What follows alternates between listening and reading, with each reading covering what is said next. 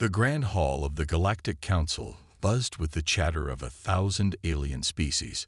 Beings of all shapes, sizes, and colors mingled, their voices a cacophony of clicks, whistles, and rumbles. In the center of it all stood a lone human, Dr. Sarah Chen, her face a mixture of awe and determination. As she approached the podium, the noise died down.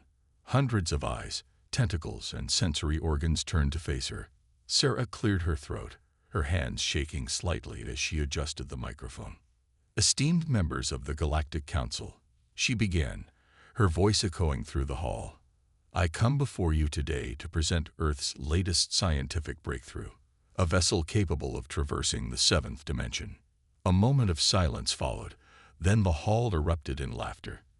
The sound was deafening, a mix of hoots, howls, and electronic beats that made Sarah's ears ring. A tall, blue-skinned alien with 4 arms stepped forward, his mandibles clicking in amusement. "Oh, little human," he chuckled, his voice translated through the universal communicator. "You jest, surely. Your kind has barely mastered interplanetary travel, and now you claim to have conquered the seventh dimension." Sarah stood her ground, her chin raised defiantly. "It's no joke, Counselor Zixnar. Our team has spent decades on this project.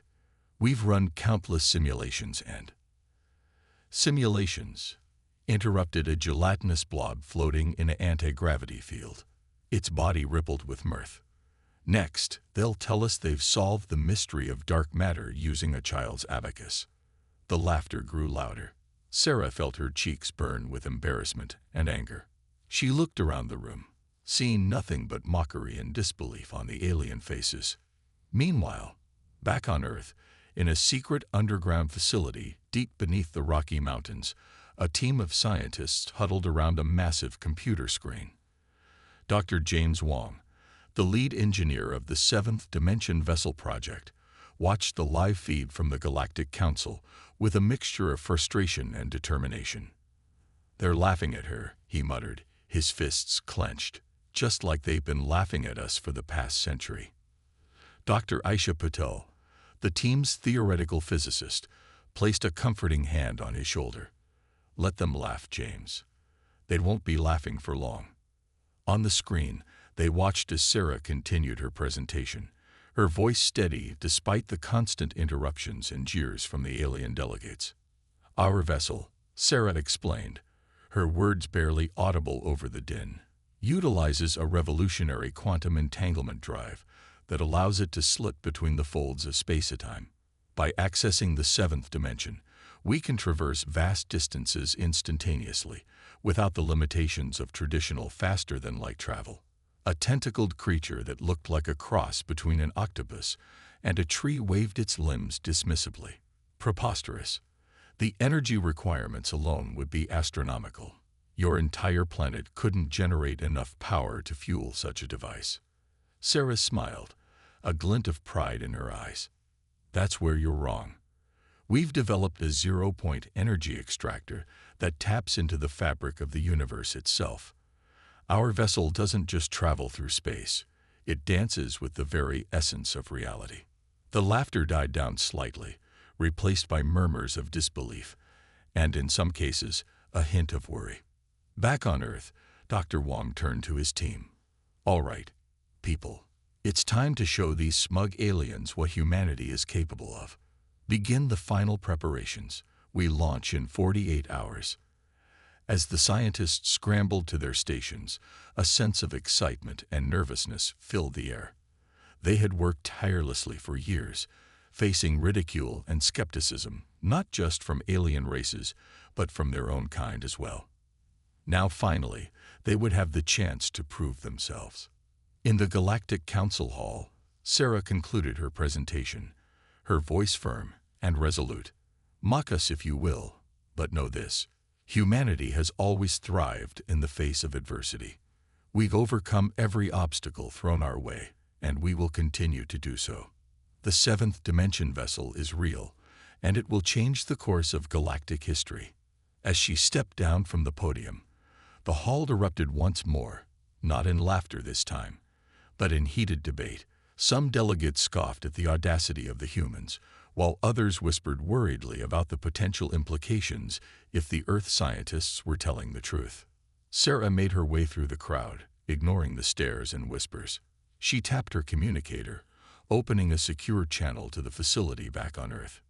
"It's done," she said quietly. "They reacted exactly as we expected. Are we ready for the next phase?" Dr. Wong's voice crackled through the device. "Everything's set, Sarah. It's time to show the galaxy that humanity's laughter is the one they should have been worried about all along." As Sarah left the council hall, a small smile played on her lips. The galactic community had no idea what was coming.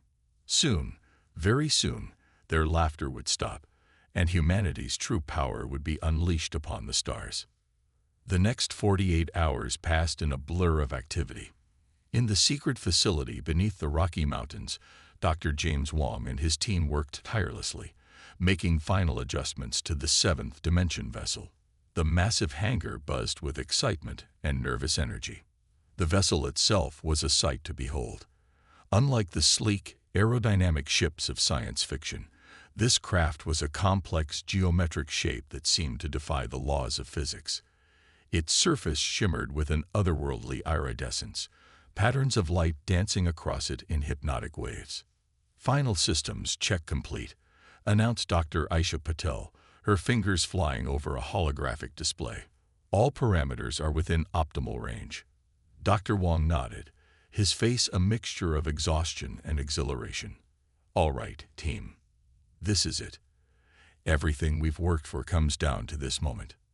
As the scientists made their final preparations, news of the impending launch spread across the globe. Despite attempts to keep the project secret, whispers had leaked out. Now, the world watched with bated breath, unsure whether to believe the fantastic claims coming from the scientific community. In orbit around Earth, a fleet of alien ships had gathered to witness the event. Some came out of curiosity, others out of skepticism, and a few harbored more sinister motives. Among them was the massive dreadnought of the Zorlak Empire, a warlike race known for their technological superiority and disdain for lesser species. On the bridge of the Zorlak ship, Commander Vexthor sneered as he watched the Earth below. "These humans are even more foolish than we thought," he growled to his second-in-command. "They invite the entire galaxy to witness their humiliation." Back on Earth, the moment of truth had arrived. With a deafening roar, the hangar doors began to open, revealing the seventh dimension vessel to the world for the first time. Gasps of awe echoed through the control room as sunlight glinted off its strange, ever-shifting surface. Dr. Wong took a deep breath and pressed the comm button. "Attention all personnel. Initiating launch sequence in T-minus 60 seconds." As the countdown began, tensions rose both on Earth and in the watching alien fleet. The Zorlak commander leaned forward in his seat, his four eyes narrowed in anticipation. 10, 9, 8. The computer's voice echoed through the facility. Dr. Patel's hands hovered over the control panel, ready to activate the quantum entanglement drive. 3, 2, 1. "Activate," shouted Dr. Wong. In an instant, the air around the vessel began to shimmer and distort. Reality itself seemed to bend and warp, creating a visual effect that defied description. Then, with a flash of light that momentarily outshone the sun, the seventh dimension vessel vanished. Silence fell over the control room. For a heartbeat, nothing happened. Then, alarms began blaring on every alien ship in orbit. "Impossible," cried the Zorlak commander, staring at his sensors in disbelief. "The human vessel, it's everywhere at once." Indeed, the seventh dimension vessel had not simply moved to a new location. It existed simultaneously at every point in space around Earth, defying the very laws of physics that the aliens held sacred. On the bridge of the vessel, Captain Elena Rodriguez grinned as she looked at the stunned faces of her crew. "Ladies and gentlemen," she announced, "welcome to the seventh dimension. Shall we take her for a spin?" With a thought, Elena directed the ship to move. In the blink of an eye, They were at the edge of the solar system. Another thought, and they hovered near the galactic core. The crew watched in awe as stars and nebulae flashed by faster than the human mind could comprehend. Back on Earth, Dr. Wong and his team erupted in cheers as data streamed in from the vessel. "We did it," he shouted, tears of joy streaming down his face. "We actually did it." As news of the successful launch spread, the mood across Earth shifted from anxious anticipation to unbridled celebration. Humanity had taken its first true step into the galactic community, and nothing would ever be the same. In the Galactic Council Hall, the alien delegates watched the events unfold with a mixture of shock, fear, and grudging admiration. The laughter that had so recently filled the chamber was now replaced by a stunned silence. Sarah Chen stood before them once more, a triumphant smile on her face. "Esteemed members of the Council," she said, her voice ringing with pride, "I believe it's time we had a serious discussion about humanity's place in the galaxy." As the implications of what they had just witnessed sank in, one thing became clear to every being in the room. The era of mocking humanity was over. A new age had begun, and at its heart was a vessel that danced through dimensions as easily as a fish swims through water. The galaxy held its breath, waiting to see what humanity would do next. The days following the successful launch of the seventh dimension vessel were filled with a flurry of activity. Earth's government scrambled to present a united front to the galactic community, while alien diplomats flooded the planet, eager to establish relations with the suddenly formidable human race. Amidst this chaos, the Galactic Council called for an emergency session. Representatives from every major spacefaring civilization gathered once again in the Grand Hall, this time with a mix of fear and respect in their eyes as they regarded the human delegation. Dr. Sarah Chen stood at the center of the human group, flanked by Dr. James Wong and Captain Elena Rodriguez. As they made their way to their seats, whispers followed in their wake. "Order, order." The council leader, a towering insectoid being named Exodus, called the session to begin. "We are gathered here today to address the unprecedented situation presented by the humans' seventh dimension vessel technology." Before the council leader could continue, a harsh voice cut through the murmurs. "Address. We should be confiscating this technology." All eyes turned to the speaker, the Zorlak commander Vexthor. He stood, his forearms gesticulating wildly. "The humans cannot be trusted with such power. They are children playing with forces beyond their comprehension." Sarah stepped forward, her voice calm but firm. "With all due respect, Commander, we have demonstrated our ability to harness this technology safely. We come in peace, seeking cooperation, not conflict." Vexthor's eyes narrowed. "Peace? You expect us to believe that? Your kind has always been violent, always seeking dominance. No, this power must be controlled by those who know how to use it properly." The hall erupted into chaos as delegates shouted their agreements or objections. Exodus struggled to maintain order, his mandibles clicking in agitation. Amidst the commotion, Dr. Wong leaned toward Sarah. "I don't like where this is heading," he whispered. "The Zorlak have a history of aggression. They might try something foolish." Sarah nodded grimly. "Captain Rodriguez," she said into her communicator, "be ready for anything." As if on cue, alarms began blaring throughout the council hall. A holographic display flickered to life, showing a massive Zorlak battle fleet dropping out of hyperspace near Earth. "What is the meaning of this?" Exodus demanded, turning to Vexthor. The Zorlak commander smiled coldly. "Insurance, council leader, to ensure that the humans comply with our requests." Sarah stepped forward, her eyes blazing with anger. "This is an act of war, Commander. Stand down your fleet immediately." Vexthor laughed, a harsh, grating sound. "Or what, human? Your one vessel, impressive as it may be, cannot stand against the might of the Zorlak Empire. Surrender your technology, or watch your world burn." The hall fell silent, all eyes turning to the human delegation. Sarah exchanged glances with her teammates, a silent conversation passing between them. Then, she turned back to Vexthor, a small smile playing on her lips. "You're right about one thing, Commander," she said softly. "One vessel can't stand against your fleet." Her smile widened. "That's why we built more than one." As if summoned by her words, space around the Zorlak fleet began to shimmer and distort. In a dazzling display of light and energy, 5 more seventh-dimension vessels materialized, surrounding the alien armada. Vexthor's smug expression faltered. "Impossible," he whispered. Captain Rodriguez's voice came through the communicator, loud enough for all to hear. "Zorlak fleet, this is Captain Elena Rodriguez of the Earth Defense Force. You are outnumbered and outgunned. Stand down immediately, or we will be forced to demonstrate exactly what our vessels can do." The council hall erupted once again, this time in a mixture of awe and fear. The humans had not only mastered seventh-dimensional travel, but had managed to build a fleet in secret.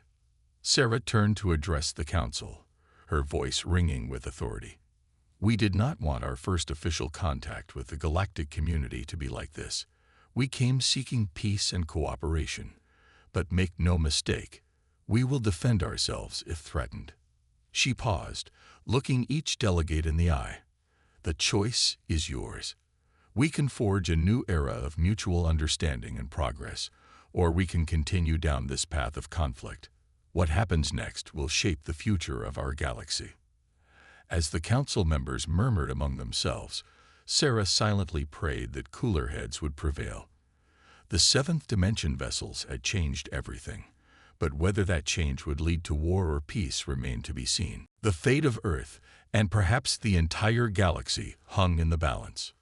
The tension in the Galactic Council Hall was palpable. All eyes darted between the human delegation and the enraged Zorlak commander. The revelation of Earth's hidden fleet had thrown the carefully maintained balance of power into chaos. Commander Vexthor's face contorted with fury. This is trickery. Deception."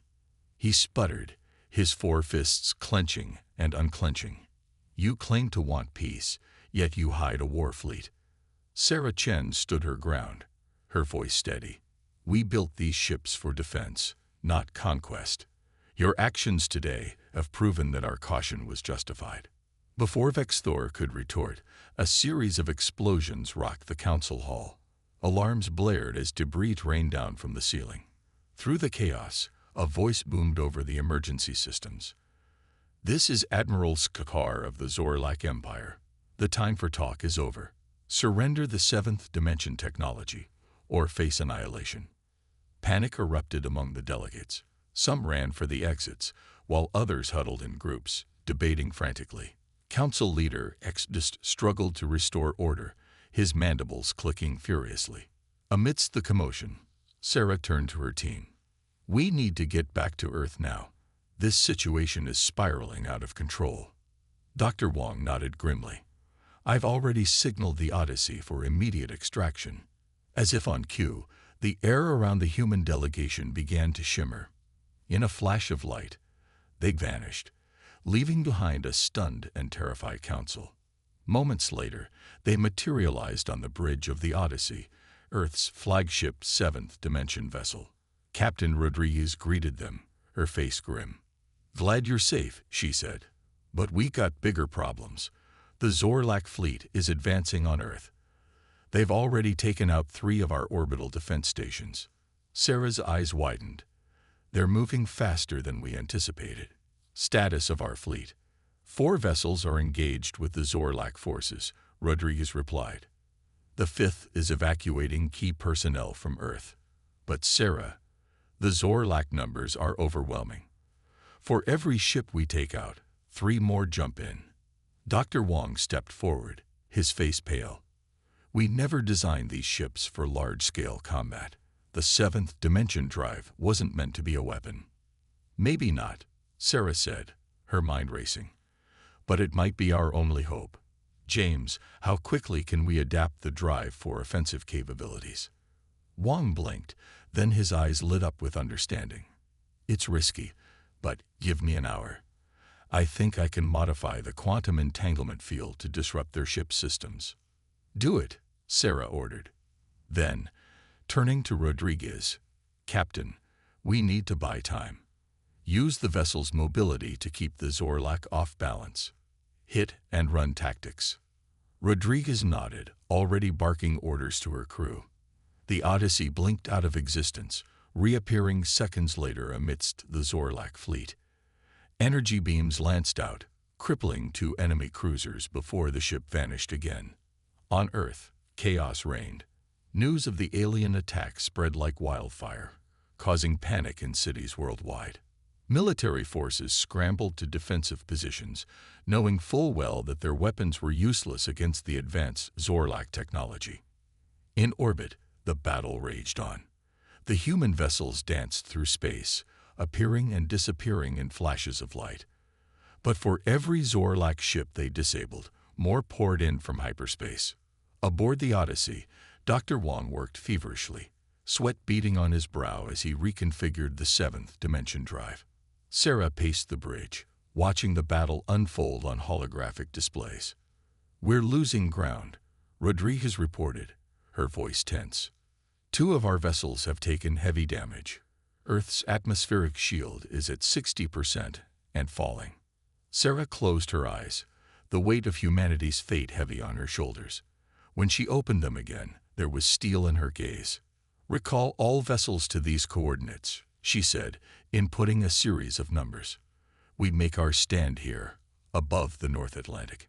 And James, she turned to Dr. Wong. Whatever you're doing, do it faster. The future of our species depends on it. As the human fleet regrouped, the Zorlak armada advanced, its ships blotting out the stars. On Earth, millions looked up at the darkening sky, fear and hope warring in their hearts. In the Odyssey's engine room, Dr. Wong made the final adjustments to the seventh dimension drive.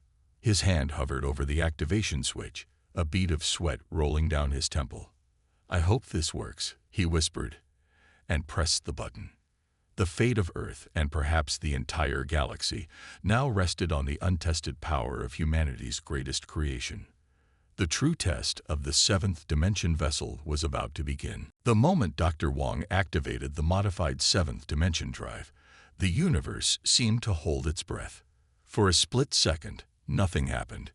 Then, reality itself appeared to fracture. A wave of energy, invisible yet palpable, radiated out from the Odyssey. As it washed over the Zorlak fleet, ships began to flicker and distort. Some vanished entirely, only to reappear kilometers away. Others twisted into impossible shapes, their hulls groaning under the strain of warped spacetime. On the Odyssey's bridge, alarms blared as sensors struggled to make sense of what was happening. Captain Rodriguez gripped her chair, her knuckles white. Status report, she shouted over the din. The seventh dimension field is expanding exponentially. A technician responded, his voice filled with awe and fear. It's affecting everything within a 10,000-kilometer radius. Sarah Chen watched the chaos unfold on the holographic display, her mind racing. James, she called into the comm. What exactly did you do to the drive? Dr. Wong's voice came back, breathless and excited. I reversed the quantum entanglement field. Instead of moving us through the seventh dimension, it's pushing the seventh dimension into our space. The laws of physics are, well, they're more like suggestions now. As if to illustrate his point, a Zorlak dreadnought near the Odyssey suddenly imploded, collapsing into a point of light, before exploding outward in a shower of subatomic particles. My God, Sarah whispered. She turned to Captain Rodriguez. Belina, we need to contain this. If the field keeps expanding, it could tear the planet apart. Rodriguez nodded grimly. All vessels, form a perimeter around the affected area. Use your drives to create a containment bubble. We need to isolate the disrupted space. The human fleet sprang into action. The 5 seventh dimension vessels took up positions around the chaos, their drives humming with power. Slowly, painfully, they began to push back against the tide of warped reality. In the heart of the maelstrom, the Zorlak fleet was in disarray. Ships collided with their own past and future selves, weapons fired only to have their beams loop back in impossible arcs. Admiral Scar's voice screamed over the comm channels, ordering a retreat, but in the twisted space, there was no clear path out. On Earth, the effects were less severe, but no less spectacular. The sky above the North Atlantic churned with colors never before seen by human eyes. Gravity fluctuated wildly, causing tidal waves to freeze in place one moment and reverse direction the next. Global communication networks lit up with panic and confusion. Governments scrambled to understand and respond to the unprecedented event unfolding in their skies. Back on the Odyssey, Dr. Wong worked feverishly to stabilize the seventh dimension drive. "The containment bubble is working," he reported, "but I don't know how long we can hold it. The energy output is off the charts." Sarah made a decision. "James, can you create a gateway? Something to shunt the affected space and the Zorlak fleet out of our dimension." There was a pause as Wong considered. "Maybe. Yes. If we reconfigure all 6 vessels' drives in sequence, we could open a rift to, well, I'm not sure where. Another universe, perhaps." "Do it," Sarah ordered. "Captain, relay the instructions to the other vessels. We'll only get one shot at this." As the orders went out, the human fleet began to move in perfect synchronization. Their drives pulsed in a complex rhythm, each ship becoming a note in a universe-altering symphony. The space within the containment bubble began to twist anew. A point of absolute darkness appeared at its center, growing rapidly into a gaping maw of nothingness. "Rift stabilizing," Wong reported.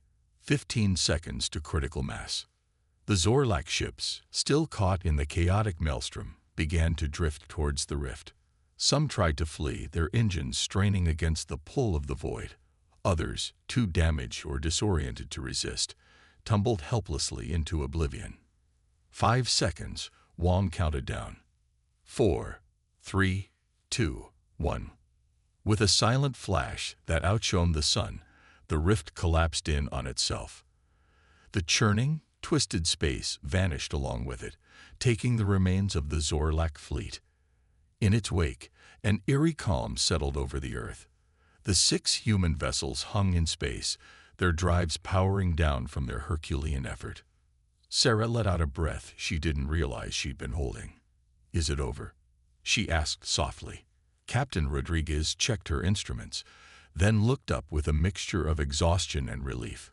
"Confirmed. The Zorlak fleet is gone. Space has returned to normal parameters."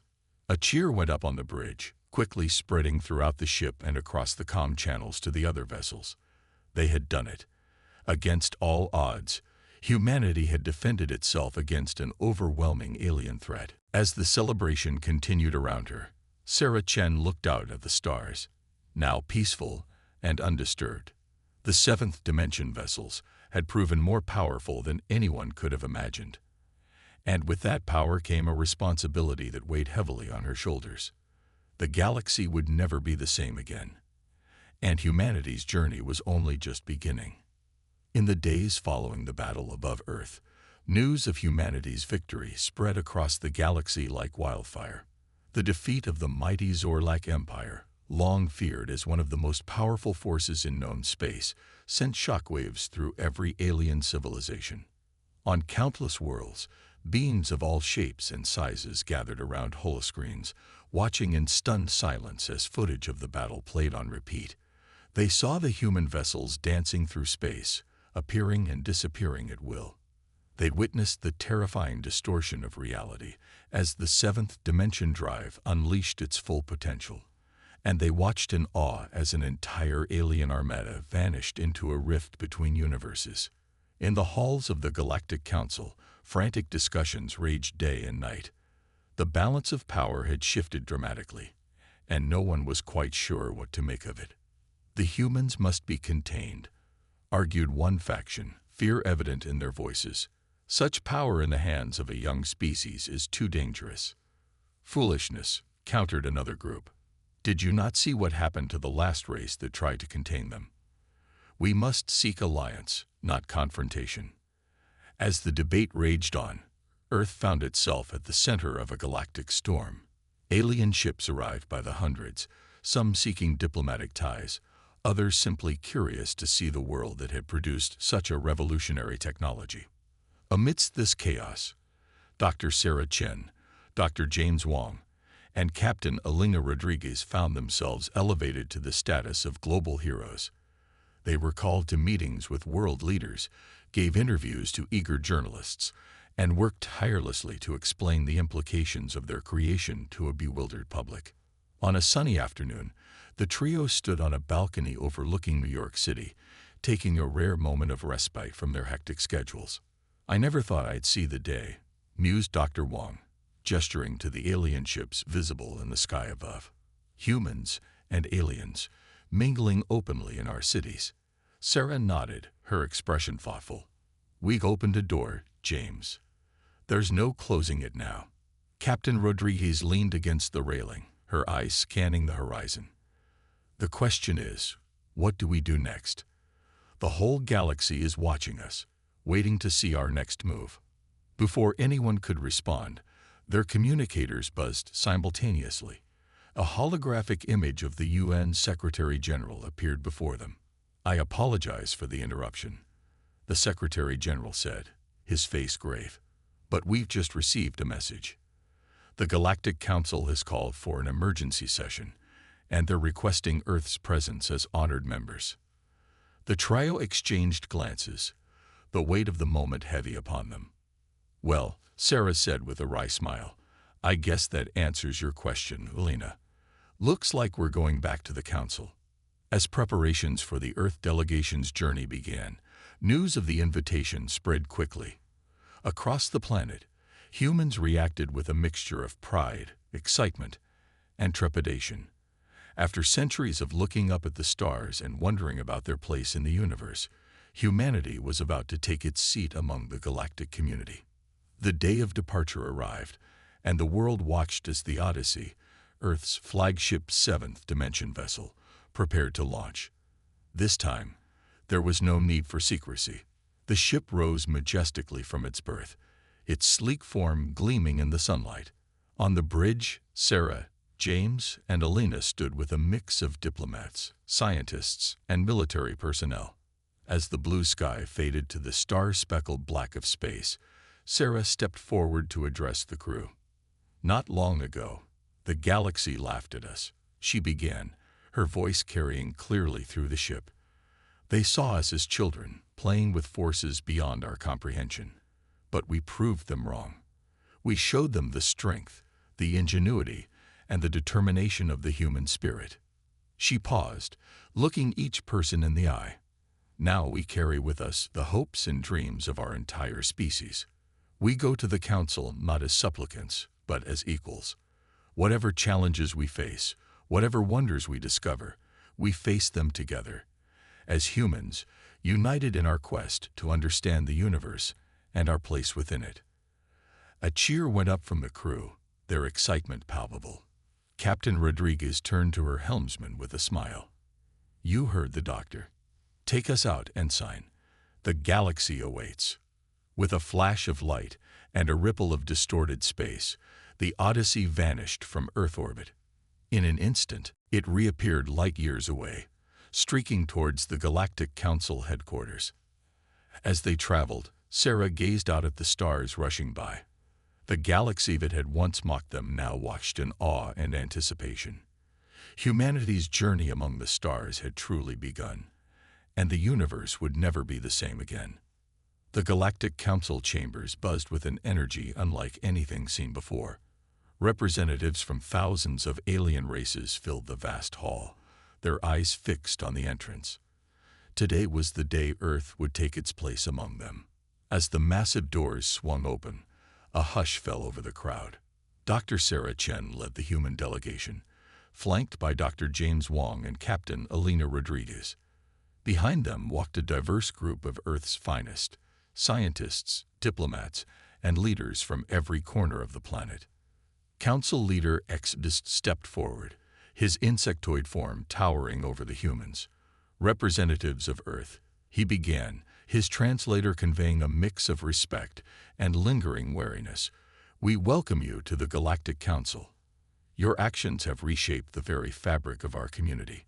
We gather today to discuss the implications of your seventh dimension technology and to determine Earth's role in galactic affairs." Sarah nodded, her voice clear and confident as she addressed the assembly. "We come in peace and with open minds. The power we wield is great, but so too is our commitment to using it responsibly. We seek not dominion, but partnership." As Sarah spoke, murmurs rippled through the crowd. Some nodded in approval, while others chittered nervously. The humans' words were conciliatory, but the memory of their awesome display of power was still fresh in everyone's minds. The discussions that followed were intense and wide-ranging. Questions flew from all corners of the chamber. How do you intend to regulate the use of seventh dimension technology? What assurances can Earth provide against the misuse of such power? Will you share your knowledge with other races? Dr. Wong stepped forward to address the technical inquiries, his enthusiasm for the subject evident. "The seventh dimension drive is not just a means of travel or a weapon," he explained. "It's a tool for understanding the very nature of our universe. We propose the creation of a galactic research initiative where scientists from all worlds can work together to explore its potential." This suggestion was met with cautious optimism. Many races saw the opportunity for advancement, while others recognized the wisdom in keeping humans close and involved in joint projects. As the session progressed, Captain Rodriguez presented a proposal for a new interstellar peacekeeping force. "Earth is willing to commit our seventh dimension vessels to the defense of any world threatened by aggression," she stated. "But we believe a collaborative approach, drawing on the strengths of all our civilizations, is the best path forward." The idea sparked intense debate.